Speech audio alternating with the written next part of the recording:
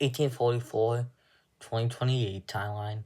What if James K Polk ran for re-election in 1848 U.S. election against Zachary Taylor? 1844 U.S. election. Polk, Dallas vs. Clay, Freelandstein. James K. Polk wins with 170 electoral votes to Henry Clay's 105 electoral votes.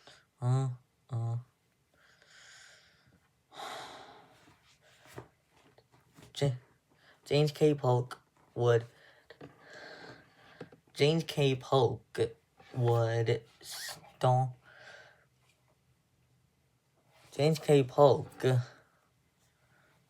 Knox Polk would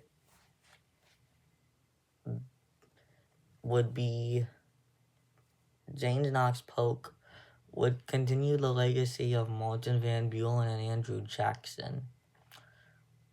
Banks would continue rising. James K. Polk would even get rid of the Second National Bank and add Texas and California to the United States. Even though the Whigs were poorly against Texas annexation. James K. Polk is immense popular in 1848 when running for re-election against Whig Zachary Taylor. 1848 U.S. election, Zachary Taylor vs. James Knox Polk. James K. Polk wins re-election in 1848. The Whig Party officially collapses, and James K. Polk doesn't die in office. And then the Whig Party collapsed in 1850. The Compromise of 1850, does it still happen? The Compromise of 1850 doesn't happen. Nor the Fugitive Slave Act. James K. Polk's presidency. Prices get lower, but however, the country becomes more divided, getting more so month by month. Election of 1852. Pierce vs. Scott. Because of a bad Polk's presidency, as the country is so divided, Winfield Scott wins the 1852 election, becoming Polk's predecessor. 1856 U.S. election, Winfield Scott vs. James Buchanan. Winfield Scott wins re-election in 1856, narrowly defeating Buchanan. Election of 1860, James Buchanan vs. Abraham Lincoln. Abraham Lincoln wins in a landslide, with receiving 222 electoral votes to Buchanan's 15. 1864 U.S. election, George B. McClellan vs. Abraham Lincoln. Abraham Lincoln wins re-election with 160 electoral votes, barely over the 152 electoral vote threshold. After the U.S. Confederate States stays and vote for McClellan, it's a tough race. Is Abraham Lincoln assassinated in 1865? Lincoln is not assassinated in 1865. John Wilkes Booth does pull an assassination attempt on Lincoln, but Lincoln survives the assassination attempt in this alternate timeline. Reconstruction policies. What goes different? Reconstruction policies goes a lot different. And without Johnson, it seemed that whoever would be Lincoln's predecessor would have an easy time handling Reconstruction. Election of 1868. Ulysses S. Grant vs. Horace Greeley. Ulysses S. Grant wins the election in a landslide. with 219 electoral votes to Greeley's 14 electoral votes. After Texas, Mississippi, Alabama, Florida, and Arkansas seceded from the Union. The way Reconstruction goes. Grant handles Reconstruction very good. Reconstruction happens very good. And he remains extremely more popular heading into the election. Election of 1872. Ulysses S. Grant. After a good presidency, Ulysses S. Grant runs for re-election virtually unopposed, and Ulysses S. Grant receives all electoral votes. Received all 366 electoral votes. However, in this timeline, Grant handles Reconstruction very, very well, rather than bad. Though his entire cabinet was extremely corrupt. Many people in his cabinet in this timeline are very corrupt. And thus it's not looking that good for the Republicans heading into 76. 1876 election. Rutherford B. Hayes vs. Winfield Scott Hancock. Winfield Scott Hancock wins with 299 electoral votes, and Hayes gets 158 in this timeline.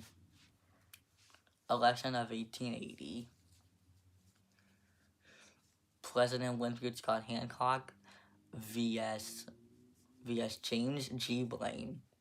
Winfield Scott Hancock wins re-election, defeating James G. Blaine in the 1880 election. 1884 U.S. election. Grover Cleveland vs. James G. Blaine. James G. Blaine wins the election. After many people found out that Winfield Scott Hancock is corrupt in this timeline, many people decide to move on from the Democrats. Election of 1888. James G. Blaine vs. Thomas A. Hendricks. James G. Blaine wins re-election in 84. 1892 U.S. election. Benjamin Harrison vs. Grover Cleveland. Benjamin Harrison wins the election, continuing on Blaine's work. Election of 1892. Benjamin Harrison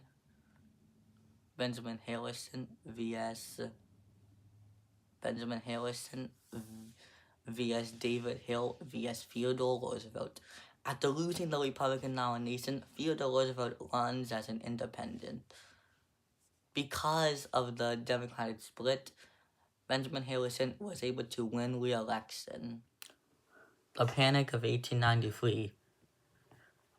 What goes differently? Benjamin Harrison handles the Panic of 1893 pretty well. Benjamin Harrison also signs a bill saying that he wants cars to be invented by 1945.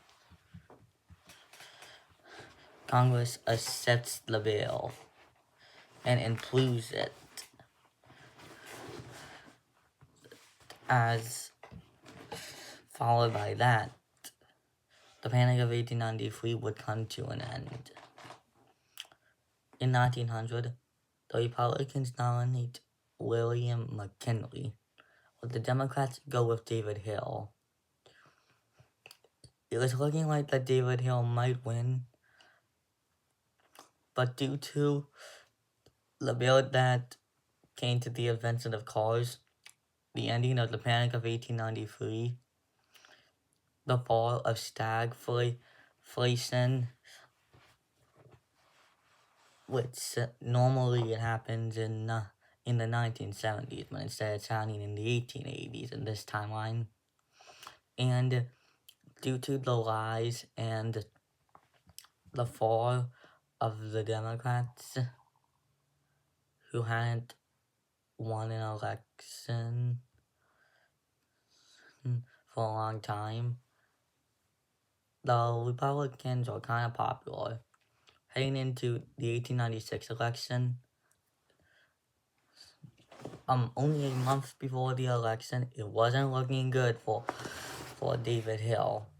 1896 U.S. election, William McKinley vs. David Hill. William McKinley wins with 234 electoral votes. William McKinley would pretty much have a similar tone. He would get an assassination attempt in 1899, but he would survive. That same year, his vice president, Garrett Hobart, would die of a heart attack and pass out. William McKinley is running for election in 1900, this time with a different running mate, of Theodore Roosevelt. While the Republicans, or the Democrats, would nominate Grover Cleveland. 1900 U.S. election, William McKinley vs. Grover Cleveland. William McKinley wins re-election in 1900 easily.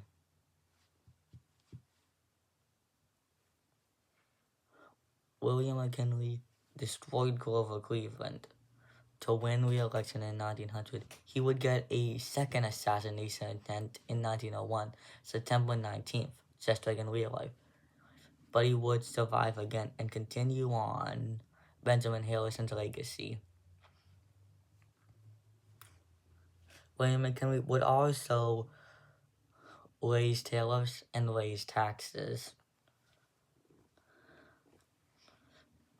There is a panic of 1902, which is because some banks begin to fail because not enough people are going to there. And the Panama Canal also happens in 1903. There was a second fall of stagflation happening in the 1880s and 1900s instead of the 1970s. But other than that, William McKinley is popular. But there are some bad things. The bad things is, first, due to William McKinley's raising tariffs and taxes, he is kind of criticized for that. 2, William McKinley is also considered to be a bad president due to signing so many bills. Over half the bills he signed are terrible for the country.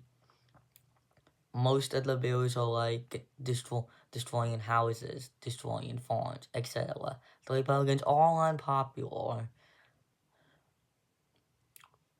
But William McKinley is recommended as an extremely popular Republican president. The most popular Republican president back since Abraham Lincoln. Anyway, in 1904, the Republicans go with Theodore Roosevelt, while the Democrats nominate William Jennings Bryan. 1904 U.S.A. election, Theodore Roosevelt vs. William Jennings Bryan. Theodore Roosevelt wins 1904, continuing on both William McKinley and Benjamin Harrison's legacy. Speaking of Benjamin Harrison, he would die in 1906 from pneumonia, like William Henry Harrison, who died 33 days into his first term because of pneumonia. But anyway, Theodore Roosevelt would have a good term, continuing on McKinley's and Harrison's and his own legacy too. Theodore Roosevelt would also stop the Panama Canal and stop the Depression/Recession of 1902. The Republicans win the 1906 midterms, winning the Senate despite losing the House of Representatives. 1908 U.S. election, Theodore Roosevelt vs. William Jennings Bryan. Theodore Roosevelt wins re-election in 1908, easily defeating William Jennings Bryan. Theodore Roosevelt would have a good second term also, still continuing on his own legacy. A year later, William McKinley would die because of an unexpected heart attack.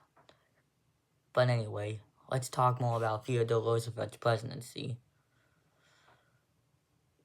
Well, first off, Theodore Roosevelt lowers taxes by 90%, despite raising tariffs by over 20 to 30%. Theodore Roosevelt would also be getting some criticism because of the use for energy. He signs too many bills and is too distracted because of hunting animals around the White House. But anyway, he signs a couple of bills which help the banks that fail go back up to being popular. Soon there was more money in America. Even though that there is kind of a disease called the plague, which comes back, killing over 20,000 people in America. Roosevelt is still popular. 1912 U.S. election. Woodrow Wilson vs. William Howard Taft. William Howard Taft wins the 1912 U.S. election easily with 376 electoral votes, continuing on Theodore Roosevelt's legacy. William Howard Taft would, however, get an assassination attempt in 1914, but survived. That same year, the Republicans win the House and Senate. It's looking good for the Republicans in 1916 U.S. election. Thomas R. Marshall, third vice presidential candidate to Woodrow Wilson vs. William Howard Taft. William Howard Taft wins re-election in 1912. 1916 U.S. election, James M. Cox vs. Franklin D. Roosevelt vs. Calvin Coolidge. Calvin Coolidge easily wins in 1920, thanks to Roosevelt running as an independent, splitting the Democratic vote. There would be no T-Rod Dome scandal, and the Great Depression would happen in 1922, and the Democrats would win the 2022 midterms, easily winning the House and Senate. So it's not looking too good for the Republicans. In 1924.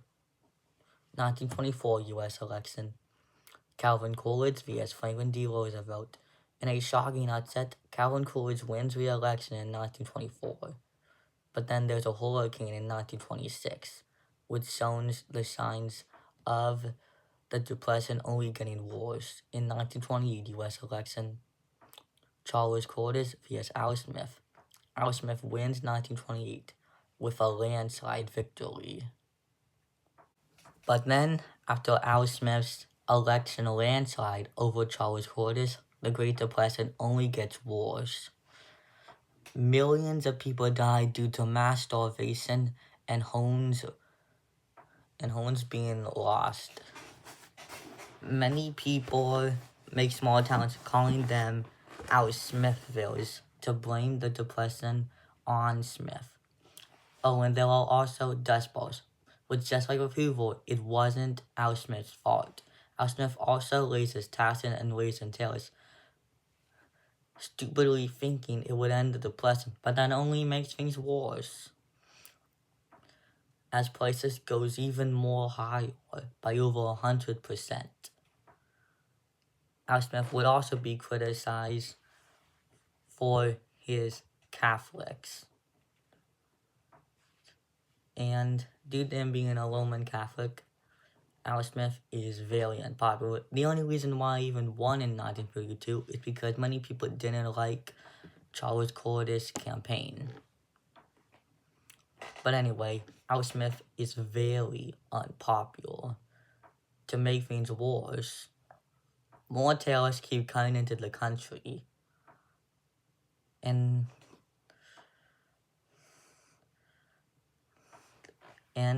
World War II starts.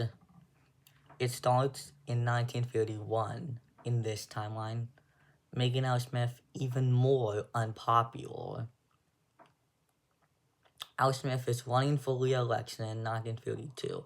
The Democrats don't even bother re-nominating anyone else because they knew that Al Smith would lose. 1932 U.S. election, Al Smith vs. Herbert Hoover. Herbert Hoover destroys Al Smith in a giant landslide with 526 electoral votes to Al Smith's 5 electoral votes, as he only wins Vermont and 1 electoral vote from Kansas. Herbert Hoover policies would end the Great Depression. He would continue to bomb Germany to try to end World War II, and it would work. World War II would end in 1936. In 1936, Herbert Hoover is running for re-election against Harry Truman. 1936 U.S. election, Herbert Hoover vs. Harry Truman. Herbert Hoover wins re-election in 1936. And in the 1938 midterms, the Republicans win the House and Senate easily.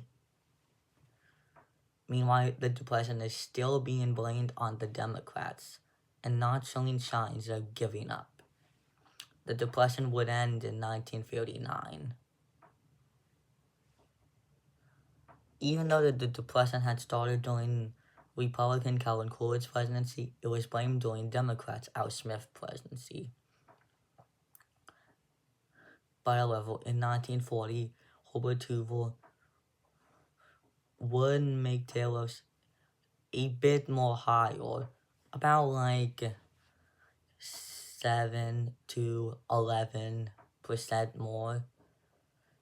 That same year, he is running against possibly someone like John Nance Garner or Wendell Willkie.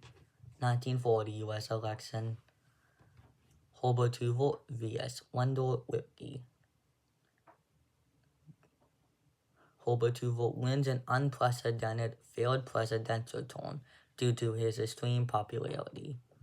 He declines to run for re-election in 1940, but is still very popular. The Republicans would probably nominate someone like Alpha Landon, and the Democrats would nominate John Nance Garner. 1944 U.S. election, Alpha Landon vs. John Nance Garner. John Nance Garner surprisingly wins in 1944, easily, with 392 electoral votes, by putting on a good campaign.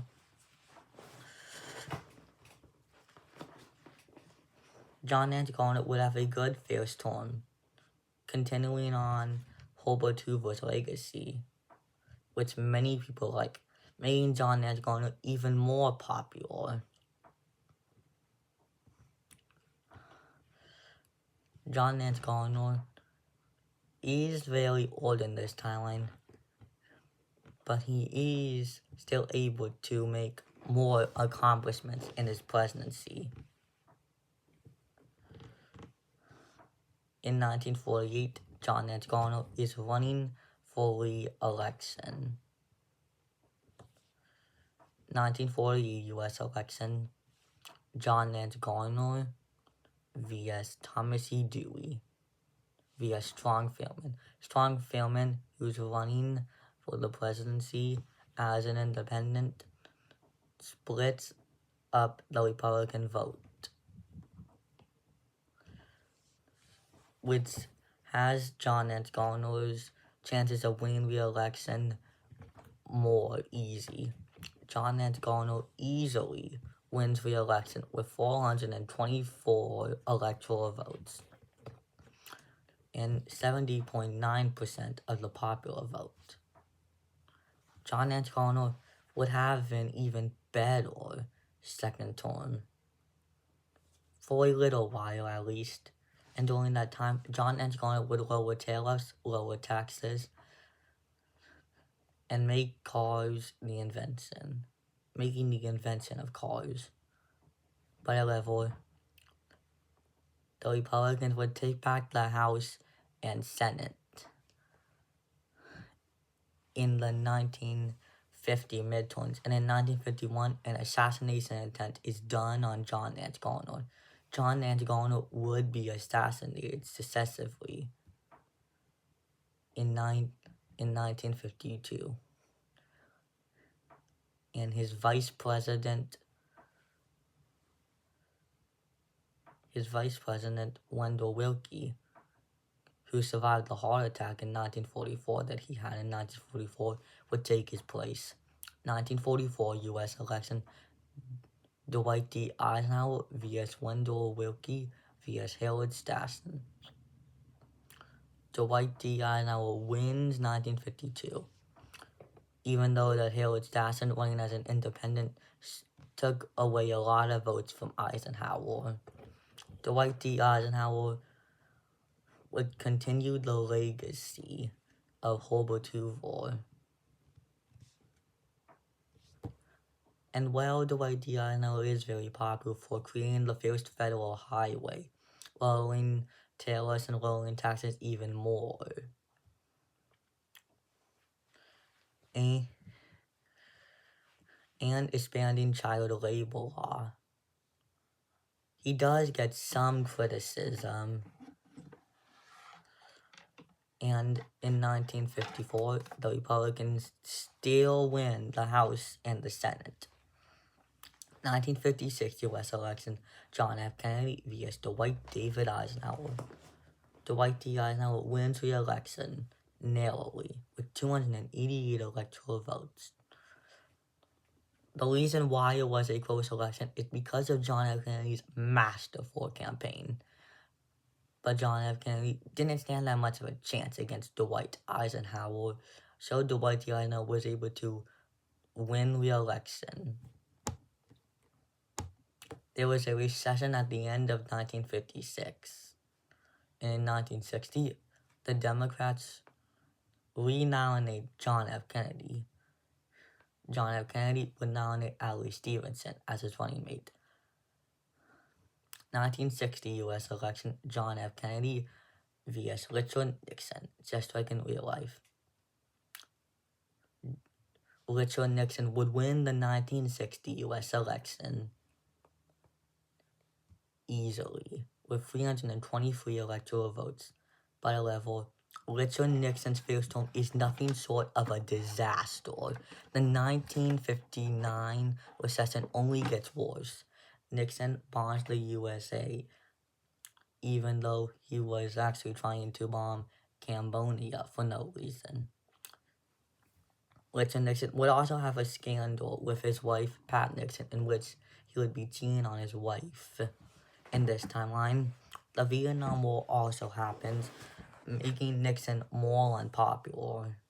In 1963, an assassination attempt would be done on President Richard Nixon by Lee Harvey Oswald, who doesn't like any of Nixon's policies. Unlike John F. Kennedy, Richard Nixon would survive the assassination attempt. Richard Nixon would also have more tragedy. There would be a massive tsunami in 1963 causing major catastrophic damage to a lot of states like Oklahoma, Texas, Illinois, Illinois, Alaska, and Hawaii. And there would be another hurricane in early 1964. That same year, Nixon would sign the Civil Rights Act of 1964. But in this timeline, that is a huge mistake. Because the Civil Rights Act does not help blacks be treated equally. It only makes whites torture blacks even more in this timeline. The Civil Rights Act also kind of makes places and tailors go up even more higher by over 1,000%. Nixon is becoming more unpopular as the months goes on. In 1964, Hillary Clinton would run against Richard Nixon for the Republican nomination, but the Republicans are like, yeah, a Republican party would be dead anyway, so let's just renominate Richard Nixon, and they renominated him. The Republicans go with John F. Kennedy, a failed time and a low. 1964 election. John F. Kennedy vs. Richard Nixon rematch.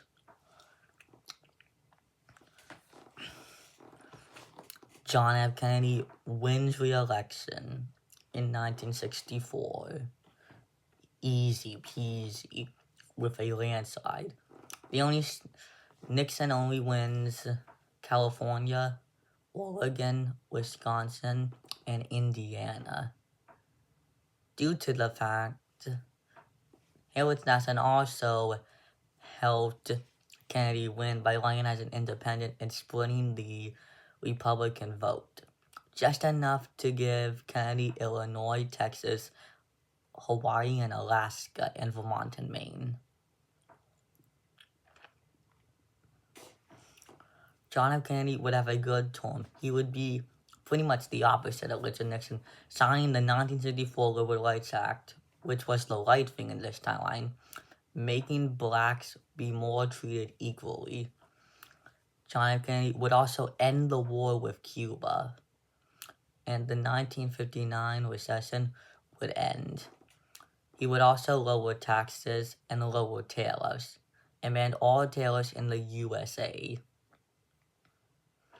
John F. Kennedy is a Roman Catholic, but unlike with Al Smith in 1932, John F. Kennedy was beloved due to his Catholics and due to his high energy. John F. Kennedy would also become even more popular as due to the fact he would install new highways and hire people to help rebuild the bridges, houses, condos, and hotels that were destroyed by the bombing that Richard Nixon did on purpose, and the tsunami and hurricane that was in 1963 and 1964. In 1966 to 1967, the Bale of Pigs invasion started to come out. And because of that, it was looking like that some states might turn against Kennedy when he's running for re-election in 1964. 1964 U.S. election, Harold Stassen vs. John F. Kennedy. John F. Kennedy wins re-election, flipping Oregon, California, and Wisconsin, and Indiana, even though then Montana, Vermont, and Maine, and Alaska had turned against John. He still remained very popular. The Bale of Pigs invasion would suddenly stop in 1969.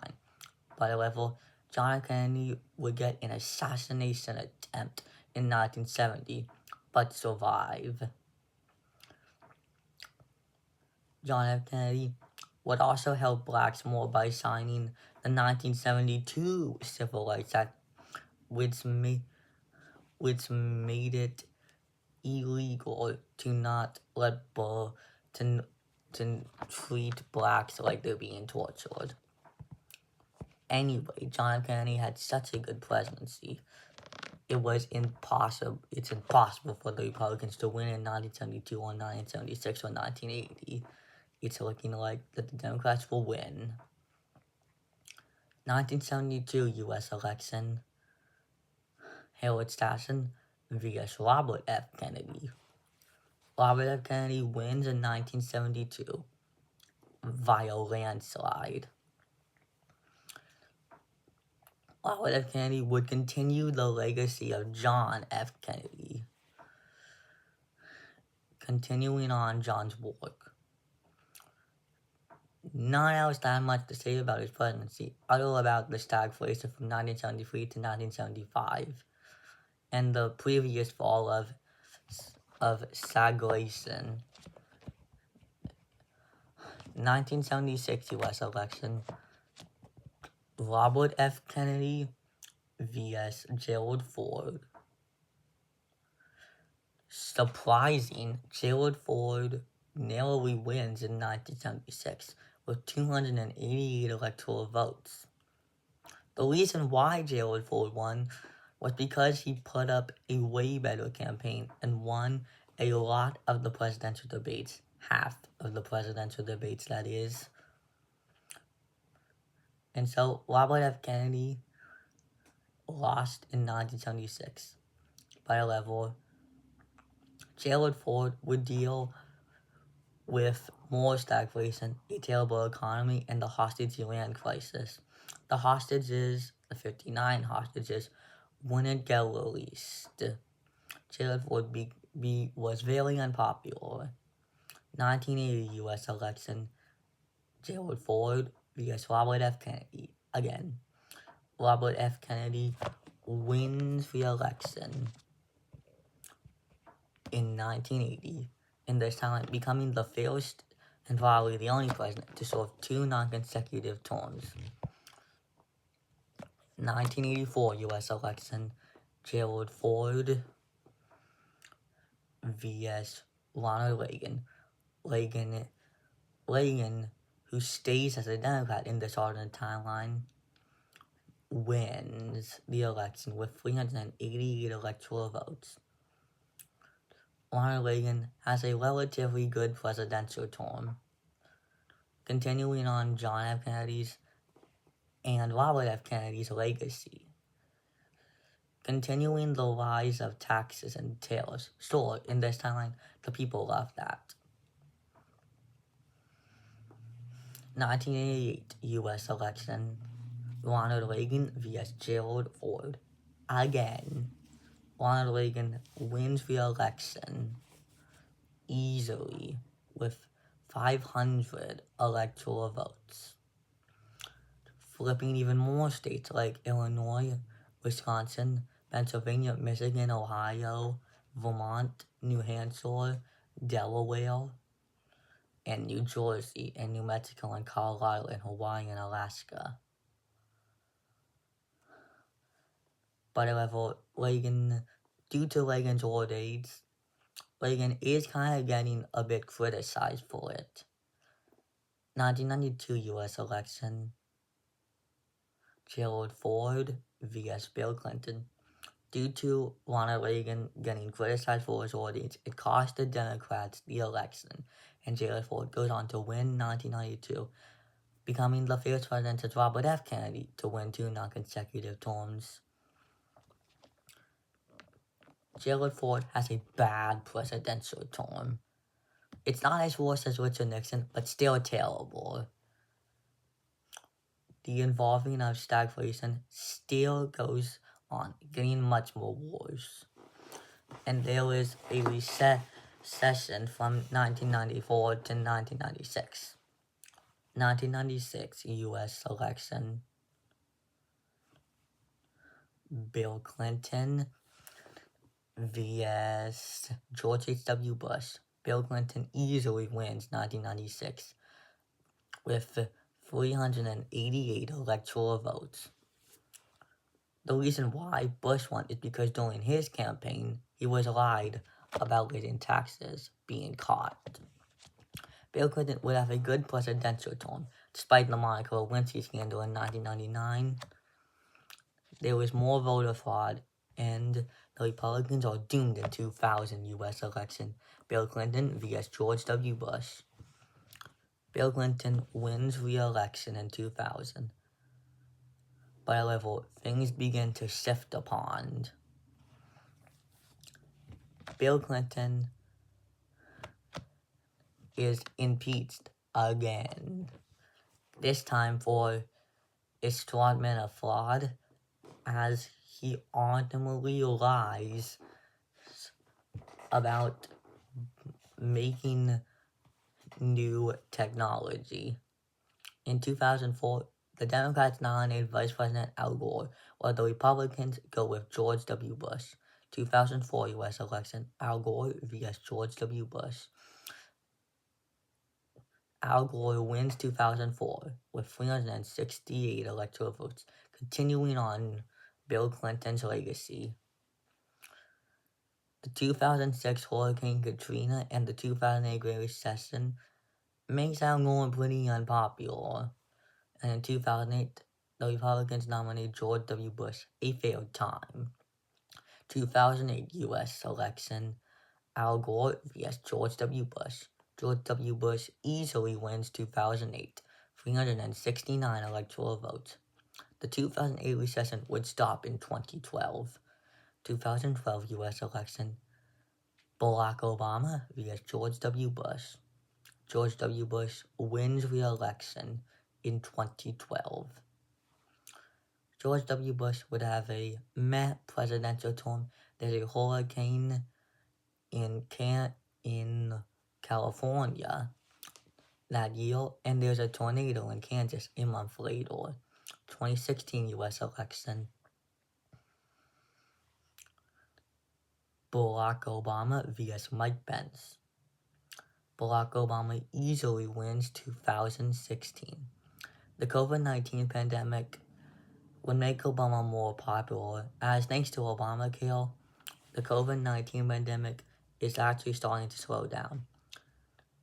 Even though he struggles with COVID, he's still popular. He would also lower taxes and beef up military spending. 2020 U.S. election, Nikki Haley vs. Barack Obama. Nikki Haley gets destroyed by Barack Obama in 2020, as Barack Obama wins with 375 electoral votes and 50.9% of the popular vote. Despite Obama's good term, there's a blue wave in the 2022 midterms.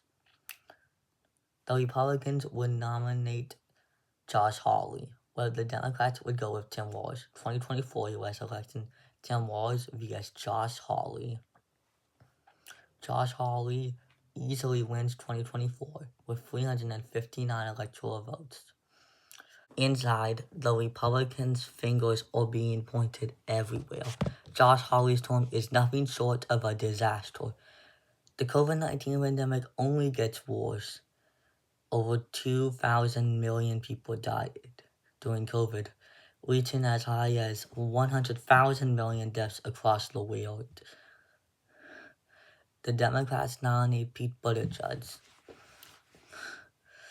But to add even more bad stuff to Josh Hawley's presidency, Josh Hawley would also raise taxes, raise tariffs, even though he promised not to. And over half of the West would get hit by massive tsunamis and hurricanes throughout his 4-year presidency. And more tornadoes would happen in the South and the North. Josh Hawley is so unpopular, it's even worse than Richard Nixon's presidency. The Democrats nominate Pete Buttigieg. And to make it even worse, there's a Great Depression that is even more worse than the Great Depression started by Al Smith himself. Almost every bank in California and the entire South, all of the former Confederate states, fails. Trillions upon billions of dollars are lost. The Republicans forced Josh Hawley to step down due to his extreme unpopularity. The Republicans would nominate Donald Trump Jr. 2028 U.S. election, Pete Buttigieg vs. Donald Trump Jr. Pete Buttigieg easily wins. with 365 electoral votes, defeating Trump Jr. If you enjoyed this video, please like and subscribe.